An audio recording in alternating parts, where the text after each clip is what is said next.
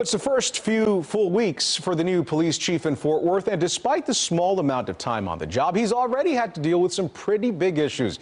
Doug Dunbar sat down with Noakes. He joins us in studio now. Yeah, you think about today. That's a huge issue he's had on his plate through the day today. But meanwhile, Chief Neil Noakes comes to the job. A little bit of a different path than the new police chief in Dallas, who we interviewed last week. He came from California. For Neil Noakes, he's an insider, 20 years rising through the ranks at Fort Worth PD, a path he feels gives him a pretty good advantage.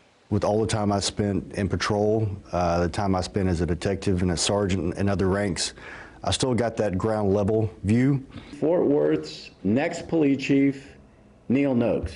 Neil. With 2 decades of service to the department he now oversees, Chief Neil Noakes faces a double-edged sword, commanding some of the very same public servants that he has stood alongside for years. The tough part is knowing at this level, every decision I make, I'm going to make someone unhappy. When there's that many people involved, there's no way to make everyone happy.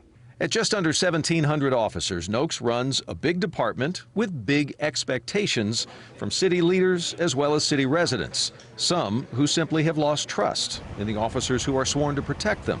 We have got to do better about reaching out in non-law enforcement ways, creating opportunities for positive engagement with citizens. We have to make sure officers understand every single interaction they have with a citizen as a chance to change that negative narrative that's out there about the police. And Noakes admits stepping on your own foot doesn't help. This week, the newly seated chief fired an officer for DUI, another for posting racially insensitive material.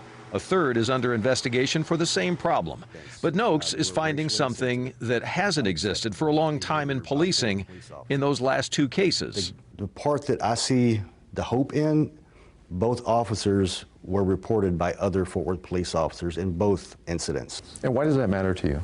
It matters because a lot of people think we have what's called the blue wall of silence, that police officers always protect other police officers no matter what. Well, the truth of the matter is we have a lot of officers doing great work every single day, serving with honor and distinction. They don't want to see this badge tarnished. The challenge ahead is to reduce violent crime in the city, to never see another moment like the officer-involved shooting of a Tatiana Jefferson. He's also hopeful for the work of the department's relatively new crisis intervention team, mental health experts dispatched to situations that all too often in the past have led to shooting deaths. We're not trained social workers. We do train officers in crisis intervention, but it's not the same as having someone who does that for a profession. If we sit down in this same room a year from now, what do you hope to tell me a year from now? What I hope to tell you a year from now is, 1, our violent personal crime has been reduced. I hope to tell you that we have made some amazing strides in our relationships with every single community in Fort Worth, and specifically the communities where we're having trouble now. We don't just need to go to the communities that love us already. That's easy. We have to go where it's hard. And part of Chief Noakes' strategy to engage these communities that they need to is, he says, to be there without patrol cars at times and uniforms.